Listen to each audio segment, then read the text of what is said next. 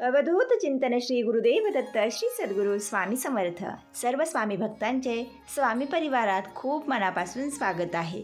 सर्व भक्तांच्या मनातील चांगल्या इच्छा स्वामी महाराजांनी लवकर पूर्ण कराव्या हीच माऊलींचरणी प्रार्थना करते आणि आजच्या व्हिडिओला सुरुवात करते. तर भक्त हो, तुम्हा सर्वांच्या जास्तीत जास्त कमेंट्स आहेत की आम्ही श्री स्वामी चरित्र सारामृत पारायण करत आहोत, पण आम्हाला उद्यापन कसे करायचे माहीत नाही. तर आपण याआधी स्वामी चरित्र सारामृत पारायण कसे करायचे, कोणते नियम पाळायचे याबद्दल सविस्तर माहिती पाहिलेली आहे. आज आपण उद्यापन कसे करायचे हे पाहणार आहोत. आता जर तुमच्यापैकी कोणी या आधीचं पारायण केले असतील, उद्यापनसुद्धा केले असतील, तरीसुद्धा तुम्ही हा व्हिडिओ शेवटपर्यंत पहा, कारण प्रत्येकासाठी यामध्ये काही नवीन उपाय आहेत जे तुम्ही याआधी केले नसतील. हे उपाय जर केले तर या पूर्ण पारायणाचं लवकरात लवकर तुम्हाला फळ मिळेल. भक्त हो, मनापासून स्वामींची कोणतीही साधी सोपी सेवा करा. महाराज प्रत्येक भक्ताला प्रसन्न होतात. पण आता पारायण करताना बघा, थोडेसे वेगळे उपाय आहेत ज्यामुळे आपल्याला लवकरात लवकर फळ प्राप्त होईल. तर माहिती शेवटपर्यंत पाहत असताना कमेंट्समध्ये श्री स्वामी समर्थ असे लिहा. तर स्वामी भक्त हो, तुम्ही याआधी मांडणी कशी करायची हे पाहिलेलं आहे, त्यानुसारच तुम्ही आता पारायण वगैरे करत आहात. खूप सगळ्या ताईंच्या कमेंट्स होत्या की आम्ही देवघराच्या समोरच पोथी ठेवून फक्त पारायण करतो, आमच्याकडे जास्त जागा नाही आहे, आम्ही मांडणी वगैरे करू शकत नाही. तर ठीक आहे, तसंसुद्धा चालेल.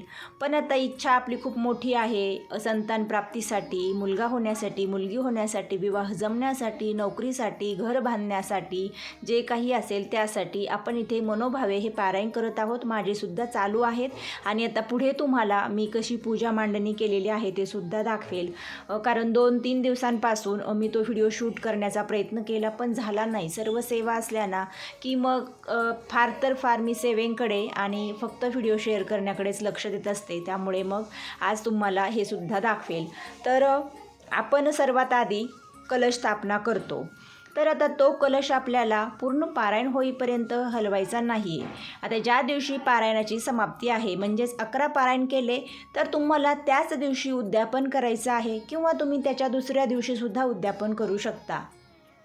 म्हणजे अडचण जर तुम्हाला उद्या काही येणार असेल किंवा मासिक धर्माची डेट असेल तर त्या ताईंनी त्या 11व्या दिवशी जरी समाप्ती केली तरी चालेल.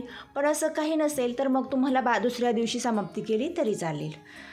तर तुम्हाला समाप्ती कधी करायची हे समजलं. आता कलशातील पाणी, ते पाणी तुम्हाला जो नारळ आहे वरती ठेवलेला तो काढून घ्यायचा आहे. त्याच्यावर जे तुम्ही फुलं वगैरे अर्पण केलेली आहेत ते तुम्हाला सर्व काही निर्माल्यामध्ये टाकून द्यायचं आहे. आता निर्माल्यामध्ये टाकताना कुठेही पाण्यामध्ये टाकू नका. आता तर उन्हाळा आहे त्यामुळे पाणी नसणारच आहे. एखाद्या मोकळ्या जागेमध्ये, शेतात टाका. घाण ठिकाणीसुद्धा हे देवाचं निर्माल्य जे आहे ते अजिबात टाकून देऊ नका. तर कलशातील पाणी तुम्हाला तुमच्या घरामध्ये सर्वत्र शिंपडायचं आहे. या कलशातील पाण्यामध्ये पॉझिटिव्हिटी तयार होते. खूप जण बोलतात की निगेटिव्हिटी यामध्ये तयार होते. नाही, कलशातील पाण्यामध्ये पॉझिटिव्हिटी तयार होते. जी काही तुम्ही घरामध्ये सेवा केलेली आहे त्या सेवेचं पूर्ण फळ तुम्हाला या कलशातील पाण्याच्या उपायाने मिळणार आहे. आपण यामध्ये हळकुंड घातलेलं आहे. ते हळकुंड 11 दिवस किंवा 21 दिवस कलश ठेवलेला आहे. ते खूप मोठं फुगून खूप मोठं तयार होतं, कारण पाण्यामध्ये भिजल्यामुळे ते खूप जास्त प्रमाणात फुगलेलं असतं. मी खूप याआधीसुद्धा हे उपाय केलेले आहेत. आता ते हळकुंड तुम्ही एखाद्या सुरीने कट करा, छोटे छोटे त्याचे तुकडे करा, मिक्सरला ते हळकुंड फिरवा, म्हणजेच त्याची खूप छान पेस्ट तयार होते.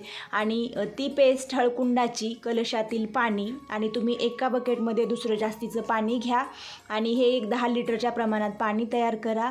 या पाण्याचा तुम्हाला तुमच्या ज्या दिवशी उद्यापन आहे त्या दिवशी प्रवेशद्वाराच्या बाहेरसुद्धा याचा थोडासा सडा मारायचा आहे. मग तुम्ही म्हणाल की आता सकाळी पूजा वगैरे झाल्यावर कधी मारायचा, तुम्ही 11च्या आत कधीही थोडंसं हे पाणी शिंपडू शकता. त्याचबरोबर घरामध्ये तुम्हाला याच पाण्याने फरशी पुसून घ्यायची आहे. तुमच्या घरामध्ये सुद्धा हे पाणी थोडंसं गोमूत्र शिंपडल्यासारखं करायचं आहे. यामध्ये जे हळकुंड घातलेलं आहे त्या हळकुंडामध्ये सुद्धा तेवढी पावर आहे. यामुळे तुमच्या घरात लक्ष्मी खेचली जाईल, घरातील निगेटिव्हिटी पूर्ण तुमच्या घराच्या बाहेर जाईल आणि खूप दिवस तुमच्या घरामध्ये कुठलीही वाईट शक्ती येऊसुद्धा शकणार नाही. तर हे तुम्हाला त्या कलशातील पाण्याचे आणि हळकुंडाचे उपाय करायचे आहेत. त्यामध्ये जो आपण 1 रुपया किंवा जे काही तुम्ही नाणं घातलेलं आहे ते नाणं तुम्हाला स्वच्छ पुसून घ्यायचं आहे. उद्यापनाच्या दिवशी तुम्हाला देवघरामध्ये त्याची पूजा करायची. नंतर ते नाणं तुम्ही तुमच्या तिजोरीमध्ये ठेवा. या नाण्यामुळे तुमच्याकडे चालून पैसा येईल आणि तो पैसा स्थिर राहील, म्हणजेच नको तिथे खर्च होणार नाही. आणि लक्ष्मी प्रत्येकाला हवी असते, असं कोणीच नाही आहे की आम्हाला लक्ष्मी नको आहे. तर भक्त हो, हा एक उपाय करायचा आहे. बाकी कलशामध्ये जे काही सुपारी किंवा इतर जर तुम्ही काही घातलं असेल वेलची वगैरे, तर ते तुम्ही निर्माल्यात टाकून द्या. त्यानंतर कलशाखाली तुम्ही तांदूळाची जर रास वगैरे ठेवली असेल तर मग ते तांदूळ तुम्ही त्याचा एखाद दिवशी भात करून खा, म्हणजेच आपण त्याचं पदार्थ बनवून खाऊ शकतो. त्यानंतर जे काही तुम्ही महाराजांना 11-21 अक्षदा अर्पण करणार आहात, हे सुद्धा खूप कमेंट्स होत्या, तर त्या अक्षदासुद्धा तुम्हाला एकत्रित करायच्या आहेत किंवा मग दररोजच्या जर तुम्ही काढून चिमणीला किंवा निर्माल्यामध्ये टाकल्या तरीसुद्धा चालेल. त्यानंतर आपण जो देवाला विडा ठेवलेला आहे, खोबरं, हळकुंड, सुपारी, तर हे सर्व साहित्य तुम्हाला स्वयंपाकात वापरायचं आहे. हळकुंडसुद्धा तुम्ही ते वापरून टाकू शकता. त्याचबरोबर खोबरं त्याची भाजीमध्ये वापरू शकता. त्यानंतर आपण गणपतीची स्थापना म्हणून सुपारी केली होती, ती सुपारी तुम्ही तशीच ठेवू शकता. जे काही आपण सत्यनारायण वगैरे करतो तेव्हा गणपती म्हणून त्या सुपारीची तुम्ही स्थापना करू शकता किंवा ती निर्मल्यामध्ये टाकून देऊ शकता. तर जे काही आपण पूजा मांडणी केली तिथे आपण जो शंख ठेवलेला आहे, या शंखामधील सुद्धा पाणी तुम्हाला सर्वत्र घरामध्ये शिंपडून घ्यायचं आहे. म्हणजेच काय की आपल्या घरातली वाईट जे काही निगेटिव्हिटी आहे, जे काही वाईट दोष आहेत ना, हे पूर्ण बाहेर जातील, अजिबात काही राहणार नाहीत. असं तर तुम्ही 21 दिवस पारायण करत आहात, 11 दिवस पारायण करत आहात, या 11 दिवसातच तुमच्या घरातली वाईट नजर म्हणा, वाईट व्यक्ती कोणी येऊन गेलेले असतील, त्यांचे जे दोष लागले असतील ना, ते सुद्धा नक्की जातील. मी स्वतः 21 पारायण दर प्रकट दिनाच्या आधी, दत्त जयंतीच्या आधी आणि चैत्र महिन्यासुद्धा करत असते. तर मी याचा क्षणोक्षणी 3 वर्षापासून अनुभव घेते, म्हणून तुम्हाला इथे मी हे उपाय सांगितलेले आहेत. उपाय करताना मनात पूर्ण श्रद्धा असावी आणि स्वामींचे तुम्ही एक निष्ठावंत भक्त आहात म्हणून तुम्ही हे उपाय करा आणि बघा तुम्हाला 8 दिवसात किती सुंदर अनुभव येतील. आता कलशावरती जे आपण श्रीफळ नारळ ठेवलेला आहे, तो नारळ तुम्हाला वाढवायचा आहे, म्हणजेच फोडून खायचा आहे. तो नारळाचा प्रसाद तुम्ही फक्त तुमच्या घरातील व्यक्तीनेच घ्यायचा, इतर बाहेर कोणालाही द्यायचा नाही. तर तुम्हाला मांडणीचं उद्यापन समजलं. आत्ता तुम्हाला या दिवशी काय काय करायचं आहे, तर तुम्ही उद्यापनाला एक 5 मुलं किंवा 5 मुलं मुली अशा पद्धतीने लहान मुलांना तुम्ही जेवणास बोलवू शकता. आता तुमची आर्थिक परिस्थिती खूप चांगली नाही आहे, तर मग तुम्हाला हे सर्व शक्य नाही आहे किंवा तुमच्या आजूबाजूचे मुलं जेवणास येऊ शकत नाहीत किंवा नसतीलच, तर मग तुम्ही 5 सवाष्णीसुद्धा जेव घालू शकता. आता ज्यांना खूप मोठं करायचं असेल तर त्यांनी 5 पुरुष मंडळींनासुद्धा किंवा 9 पुरुष मंडळींनासुद्धा तुम्ही भोजन देऊ शकता. आता तिसरं पद्धत म्हणजेच कशी की तुम्हाला शक्य नाही आहे, जॉब करणाऱ्या महिला असतात किंवा आसपासचे काही लोक इतरांच्या घरी जेवत नाहीत, असं सुद्धा असतं बघा. तर मग तुम्ही काय करा, धावपळीच्या या युगात कोणालाच कोणाच्या घरी जायला वेळ नाही किंवा काही जणांचं एक असतं की नाही आम्ही पण नाही खात इतरांच्या घरी, मग तुम्ही ज्या दिवशी उद्यापन आहे त्या दिवशी खूप सुंदर गोडाचा नैवेद्य करायचा आहे. शेवटी आपल्याला पोथीला आणि महाराजांना सुंदरसा स्वयंपाक करायचा आहे. भले तुम्ही कोणाला जेवू घाला नका घालू, ते पुढे पाहू, पण तुम्हाला एकतर पुरणपोळीचा स्वयंपाक करायचा आहे, ते शक्य नसेल तर भाजी चपाती करा, त्यासोबत तुम्ही बेसनचे लाडू आवर्जून करा, कांदा भजी करा. त्यानंतर हे सुद्धा शक्य नसेल तर मग तुम्ही जे आपली गव्हाची गोड खीर असते, त्याला आमच्याकडे गोड खीर किंवा मग लापशीसुद्धा म्हणतात. तर लापशी, भात, आमटी, सांबर असं करून तुम्ही त्यासोबत बेसनचा लाडू करा. असं एवढं केलं ना तरी चालेल. महाराजांना काही फक्त मनातून करणं महत्त्वाचं, किंवा मग नाहीच कोणाला शक्य, साधा शिऱ्याचा प्रसाद जरी माझ्या माऊलींना केला ना तुम्ही, तरीसुद्धा माऊली तो नैवेद्य नक्की ग्रहण करतील. अजून एक सांगते, तुमची इच्छा असेल ना महाराजांनी तुमच्या घरी ह्या उद्यापनाला जेवण करावं, म्हणजे बघा काही साक्षात महाराज येऊन बसणार आणि तुम्ही त्यांना पाहणार असं होणार नाही. पण बघा नैवेद्य बऱ्याचदा आपण झाकून ठेवतो, त्यावेळी पोळीचा थोडासा तुकडा तोडलेला किंवा भाताचा थोडासा घास उचललेला त्या जागेवरती हे जाणवतं. मी स्वतः हा अनुभव घेतलेला आहे म्हणून तुम्हाला सांगते. जर तुम्हाला हे करायचं असेल तर मग तुम्ही स्वयंपाक करताना फक्त श्री स्वामी समर्थ या नामाचा जप करत करत स्वयंपाक करा आणि गायत्री मंत्राचा जप करत स्वयंपाक करा. मनातल्या मनात जप करा, कोणाला काही बोलू नका, कोणाबद्दल वाईट मनात विचार आणू नका. असं करून जर स्वयंपाक बनवला तर 100% महाराज तुमच्या घरी नक्की नैवेद्य ग्रहण करतील. आणि ग्रहण नैवेद्य केल्यानंतर फक्त स्वतःच्या मनात ठेवा, ही गोष्ट लगेच इतरांना सांगू नका.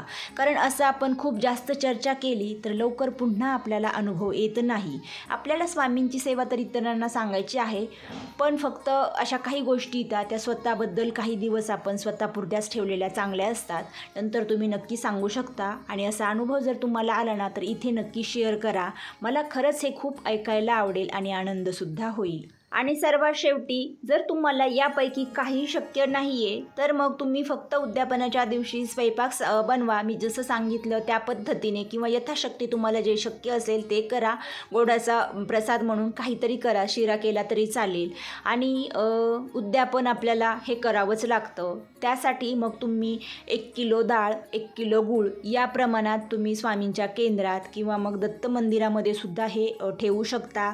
किंवा एखाद्या गरजूला या दिवशी जर तुम्ही 1 किलो गूळ जरी दिला तरीसुद्धा माऊलींपर्यंत तुमची सर्व सेवा पोहोच होईल आणि तुम्हाला या सेवेचं सुंदर फळ मिळेल. आणि अजून एक, उद्यापनाच्या दिवशी तुम्हाला 2 नैवेद्याचे ताट बनवायचे आहेत. देवांसाठी सुद्धा एक सेपरेट बनवा, 3 करू शकता, पण 2 का, तर एक आपण जिथे मांडणी केलेली आहे, महाराजांचं आसन दिलेलं आहे, महाराजांचा फोटो ठेवलेला आहे, तर महाराजांसाठी एक तुम्हाला ताट ठेवायचं आहे. आणि दुसरं नैवेद्याचं ताट सेपरेट तुम्हाला स्वामी चरित्र सारामृत या पोथीसाठी ठेवायचं असते. आणि नैवेद्य कसा दाखवायचा, तर भरीव चौकोन करा, त्यावरती 2 ताट ठेवा आणि 3 वेळा पाणी फिरून गायत्री मंत्र म्हणा. नंतर महाराजांना जे काही मंत्र आहेत, ओम प्राणाय स्वाहा, व्यानाय स्वाहा, हे मंत्र म्हणून तुम्हाला नैवेद्य दाखवायचं आहे. हे येत नसेल तर फक्त श्री स्वामी समर्थ नैवेद्यम समर्पयामी असे म्हणून नैवेद्य दाखवला तरीसुद्धा चालेल. आणि नैवेद्य दाखवून झाल्यानंतर ताटावरती 10 मिनिटे झाकण ठेवायचं आहे. आणि नंतर मग स्वामी महाराजांची आरती करा आणि महाराजांना मुजरा करा. तर या पद्धतीने तुम्ही उद्यापन करू शकता. इथे तुम्हाला सविस्तर माहिती दिलेली आहे. काही प्रश्न असतील तर नक्की कमेंट्समध्ये विचारू शकता. माहिती आवडली असेल तर व्हिडिओला लाईक करा, हा व्हिडिओ पुढे जास्तीत जास्त शेअर करा आणि जे नवीन आहेत त्यांनी चॅनलला सबस्क्राईब करून शेजारील बेल आयकॉन प्रेस करा, म्हणजेच तुम्हाला या चॅनलवर येणारे नवनवीन स्वामी संदेश ऐकायला पाहायला मिळतील आणि स्वामी आईची अखंड कृपादृष्टी राहील. आजची सेवा स्वामी आई चरणी अर्पण करूया. श्री स्वामी समर्थ. जय जय स्वामी समर्थ.